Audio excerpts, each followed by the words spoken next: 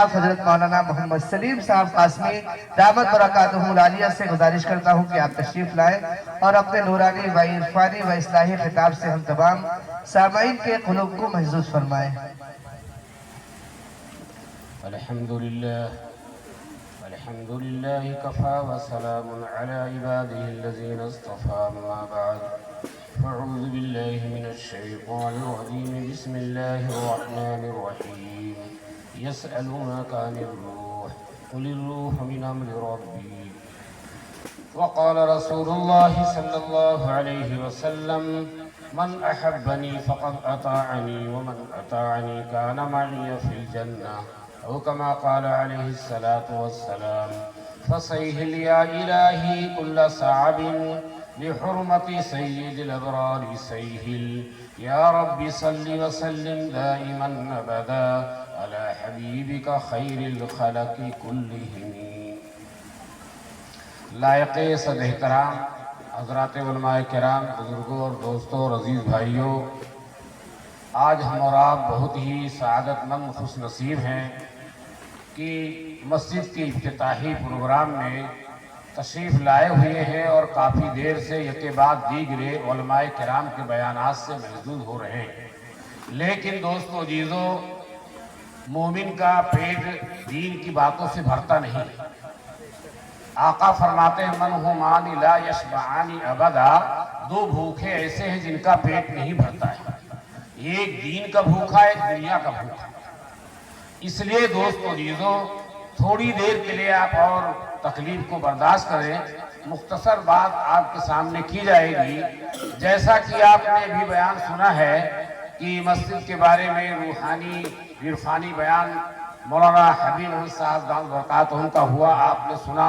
یہ کے بعد دیگری اور علماء کرام نے دوستو عزیزو بیان کیا۔ آج اگر آپ غور کریں تو دنیا میں جو تگ و دو ہو رہی ہے اور جو کوششیں ہو رہی ہیں اور جو آدمی محنت کر رہا ہے، وہ صرف جسم کی نشو و نما کے لیے کر رہا ہے۔ تاجر تجارت کر رہا ہے جسم کے نشو و نما کے لیے، کھیتی والا کھیتی کر رہا ہے جسم کے نشو و نما کے لیے، دکاندار دکان پہ بیٹھا ہے جسم کی نشو و نما کے لیے، ڈاکٹر ڈاکٹری کرتا ہے اپنا دوستو جسم کی نشو و نما کے لیے۔ لیکن کوئی ایسی دکان آپ نے نہیں دیکھی ہوگی جہاں روحانی علاج کے لیے کوئی دکان کھلی ہو، روحانی علاج کے لیے۔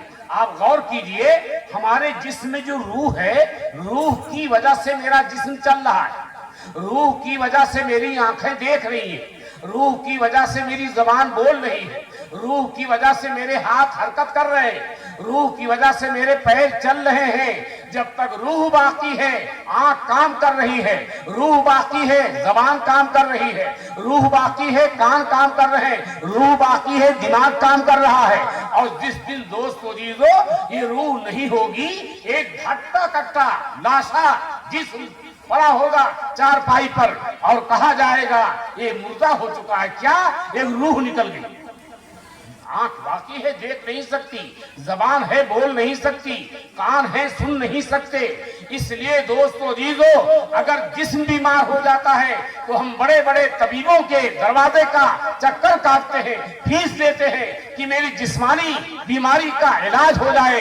لیکن دوستو عزیزو، ہماری روح بیمار ہے، ہماری روح بیمار ہے۔ ہماری آنکھ آزاد جہاں چاہے دیکھ لے، آنکھ غلط دیکھتی ہے، اس بات کا ثبوت ہے کہ روح بیمار ہے۔ اس لیے روح کا علاج اللہ کے گھر میں جا کر کے ہوگا، روح کا علاج اللہ کے گھر میں جا کر ہوگا۔ یہ روحانی علاج ہے مسجد جو دوستو عزیزو، جو آدمی روح کا بیمار ہے وہ اس کا وہاں علاج ہوگا۔ اور آپ غور کیجئے، روح جب تک باقی ہے سارے رشتے باقی ہیں۔ روح باقی ہے تو کوئی کسی کا باپ ہے، کوئی کسی کا شوہر ہے، کوئی کسی کی بیوی ہے، کوئی کسی کی ماں ہے۔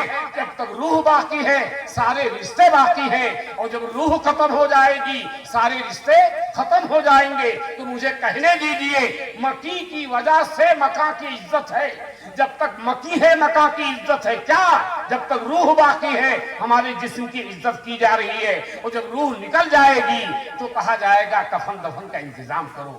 اس لیے دوستو عزیزو، ہماری روح کی غذا قرآن کی تلاوت ہے، ہماری روح کی غذا نماز پڑھنا ہے، ہماری روح کی غذا درود شریف پڑھنا ہے، ہماری روح کی غذا اللہ کا ذکر کرنا ہے، ہماری روح کی غذا قرآن کی تلاوت کرنا ہے۔ ہم اپنے جسم کو ناشتہ صبح کراتے ہیں، لیکن جو لوگ سوتے رہتے ہیں 8 بجے کے بعد اٹھتے ہیں دوستو عزیزو، تو ان سے پوچھو کہ وہ کیا کرتے ہیں۔ جب آدمی نوجوان 8 بجے کے بعد اٹھتا ہے اور نہاتا ہے اور اپنے بالوں میں کنگھی کرتا ہے، آئینہ سامنے رکھتا ہے، میں کتنا اچھا لگتا ہوں، تو اندر سے روح کہتی ہے تیرا ستیہ ناش ہو جائے، تو نے اپنے جسم کو صابن سے دھویا لیکن مجھ کو کیسے دھویا؟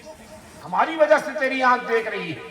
اس لیے دوستو عزیزو، روح کا علاج کیجئے۔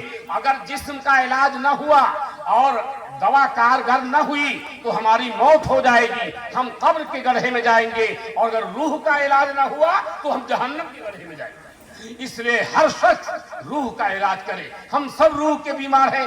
آپ کہیں گے مولانا کیسے روح کے بیمار ہیں؟ تو میں یہ کہوں گا کہ اذان ہو رہی ہے، آپ دکان پہ بیٹھے ہیں، نماز میں نہیں آ رہے ہیں، آپ روح کے بیمار ہیں، آپ روح کی بیمار ہیں۔ آپ کی نگاہ غلط دیکھ رہی ہے، یہ آپ روح کی بیمار ہیں۔ آپ کی زبان غلط بول رہی ہے، یہ روح کی بیماری کی علامت ہے۔ اس لیے دوستو عزیزو، یہ اصلاحی روحانی مجلس جو ہے، جو مسجد کے تعمیر کے تکمیل کے موقع پر افتتاحی پروگرام ہوا ہے، اس میں ہم آپ کو یہ پیغام دیتے ہیں جیسے جسم کے بیماری کے ازالے کی فکر کرتے ہو، ایسے روح کے اندر جو بیماری ہے اس کی بھی فکر کرو، تاکہ جسم بھی توانا رہے اور روح بھی طاقتور رہے۔ تو جسم طاقتور ہے، روح طاقتور ہے، یہ جہاں جائے گا لوگ کھڑے ہو جائیں گے کہ یہ نبی کا سچا غلام آ رہا ہے، نبی کا سچا غلام آ رہا ہے۔ قاری صدیق صاحب رحمت اللہ علیہ نے جو نعت کہی ہے اس کے آخر میں فرمایا، جو پہنچا حسن میں ثاقب، فرشتے سب پکار اٹھے، محمد کے غلاموں کا غلام آیا۔ اللہ ہم تمام لوگوں کو نبی کی سچی غلامی نصیب فرمائے۔ لوگ زبان سے دعویٰ کرتے ہیں کہ میں نبی کا غلام ہوں، میں نبی کا عاشق ہوں، میں نبی کا شیدائی ہوں، میں نبی کا ماننے والا ہوں۔ یہ تیری زبان کہہ رہی ہے، تیرے اعمال بتلا رہے ہیں کہ تو نبی کا غلام نہیں ہے، تو نفس کا غلام ہے۔ اس لیے دوستو عزیزو، آج کی اصلاحی روحانی مجلس میں جو آپ آئے ہیں، اللہ آپ کو جزائے خیر دے۔ جو باتیں کہی گئی ہیں اس پر آپ حضرات اور ہم کو اللہ تعالیٰ عمل کی توفیق عطا فرمائے۔ وآخر دعوانا الحمدللہ رب العالمین، والصلاة والسلام على سید الانبیاء والمرسلین، لا الہ الا انت سبحانک انی کنت من الظالمین۔ اے مولا ہمارے گناہوں کو معاف فرما، غلطیوں کو لغزشوں کو معاف فرما۔